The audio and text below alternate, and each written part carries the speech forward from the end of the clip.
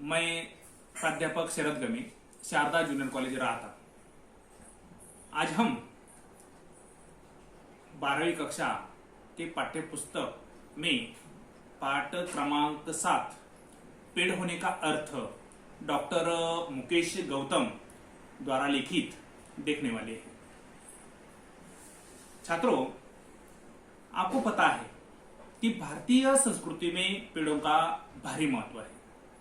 प्राचीन काल से आधुनिक काल तक पेड़ों को हम महत्व देते हैं, लेकिन उनका आदर्श हम लेते नहीं हैं।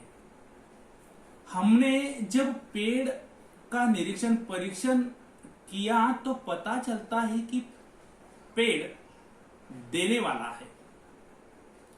देने वाला पेड़, उसके बदले में वही हमसे कुछ नहीं लेता। भारतीय संस्कृति का संवर्धन पेड़ों ने किया है। पेड़ों को हम देवता मानते हैं, उनकी पूजा हम करते हैं। आपको पता है, अभी अभी वट पूर्णिमा का व्रत स्त्रियां करते हैं, उन्होंने किया है, उपवास करते हैं और पेड़ों की पूजा भी करते हैं। हमारे संस्कृति में तुलसी का पौधा है। तुलसी का जो पौधा है वही पवित्र हम उनको मानते हैं। देवता के रूप में तुलसी के पौधे को हम देखते हैं।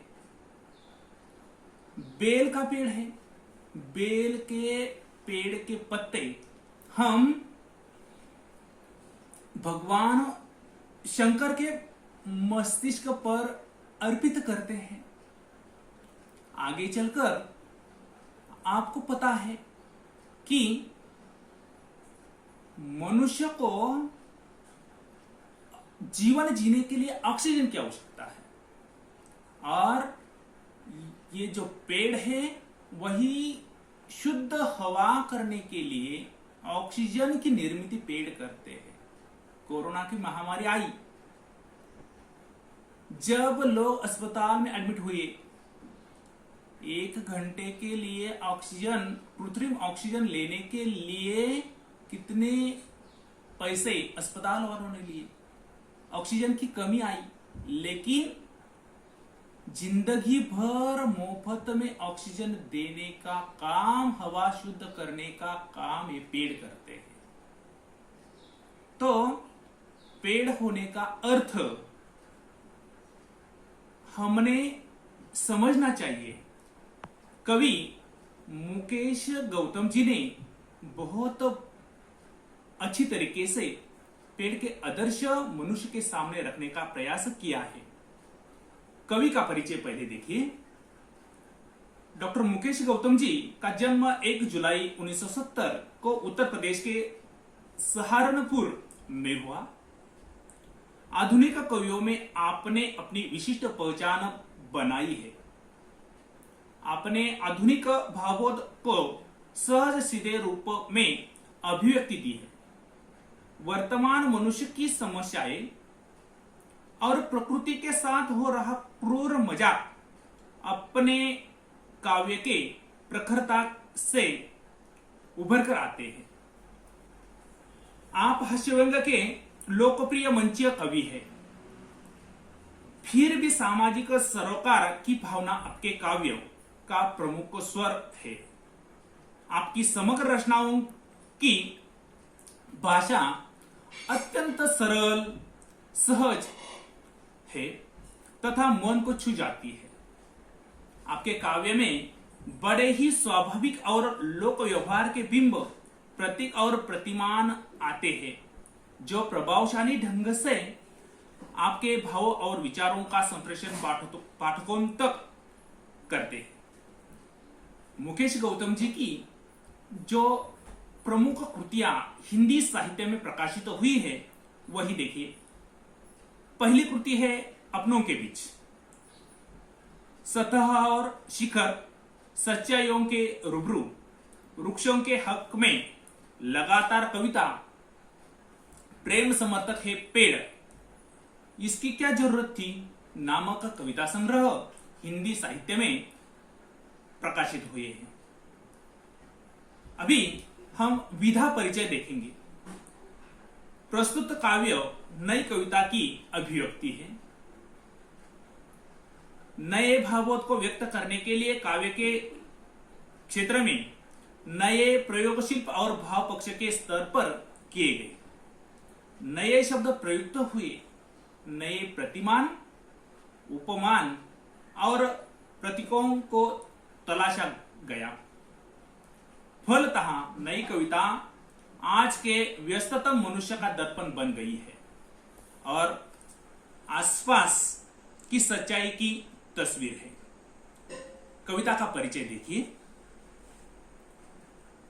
प्रकृति मनुष्य के जीवन का स्पंदन है और पेड़ इस स्पंदन का पोषक तत्व है। देखिए, कवि ने कहा है कि मनुष्य के जीवन का स्पंदन पेड़ है, उनका पोषक तत्व है। पेड़ मनुष्य का बहुत बड़ा शिक्षक है। पेड़ को कवि ने शिक्षक के रूप में देखा है। शिक्षक क्या करते हैं? मनुष्य को उपदेश करते हैं, अच्छा मार्ग दिखाते हैं, भविष्य काल उज्जवल बनाने के लिए शिक्षक हमेशा प्रयत्नशील रहते हैं और उस मनुष्य का शिक्षक पेड़ है, ऐसा कवि ने कहा है। पेड़ और मनुष्य के बीच पुरातन संबंध रहा है। प्राचीन काल से आधुनिक काल तक पेड़ प्रकृति का संबंध मनुष्य से है। आज भी देखिए, व्यस्त जीवन में सुबह शाम घूमने के लिए हम बगीचे में जाते हैं।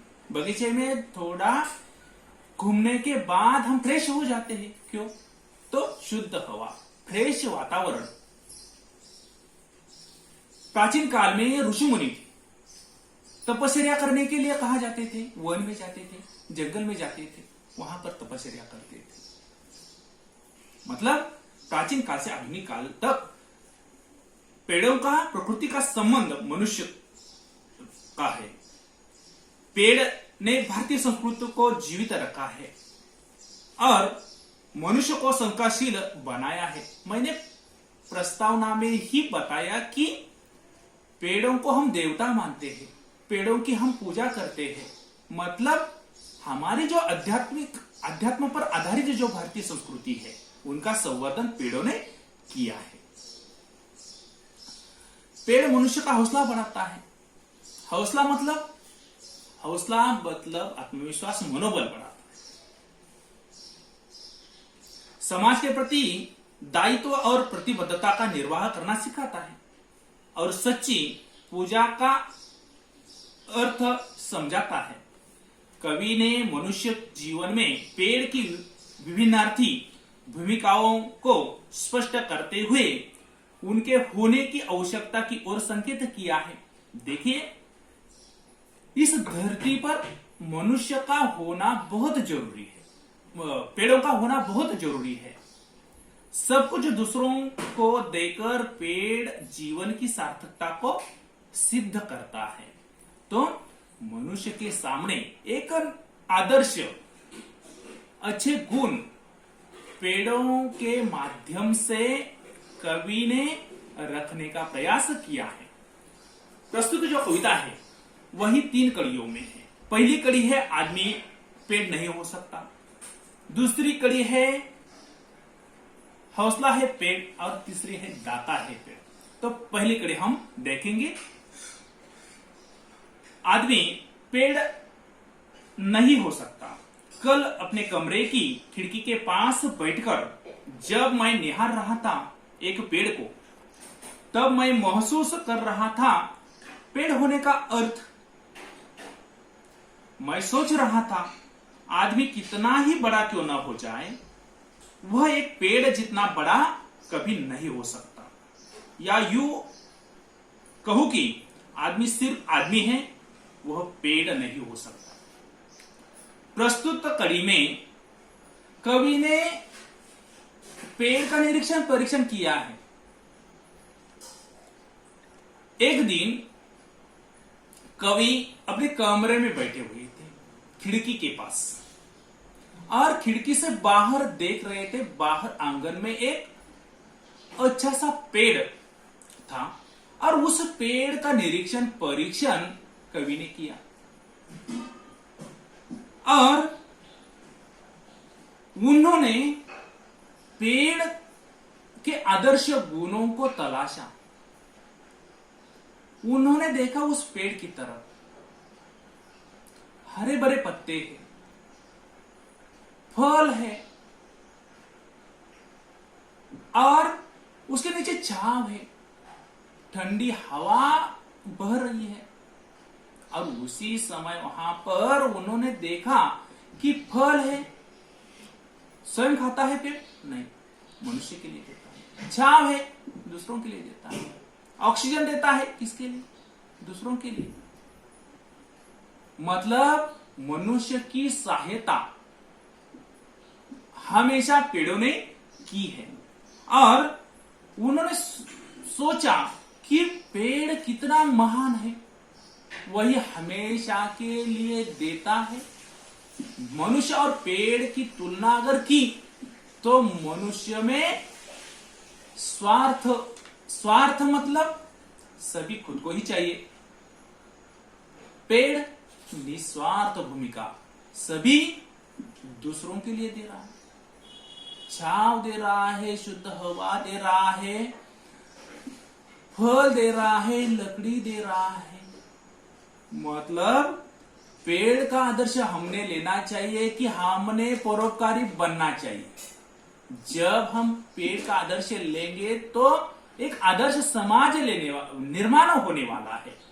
इसी प्रकार कवि कहता है कि आदमी ने आधुनिक काल में इस वैज्ञानिक युग में भारी प्रगति की है विज्ञान की सहायता से, लेकिन उसकी तुलना पेड़ से नहीं हो सकती।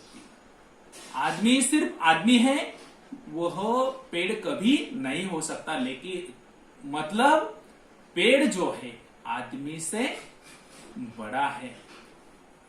बाकी जो हिस्सा है वही हम अगली तासिका में देखेंगे।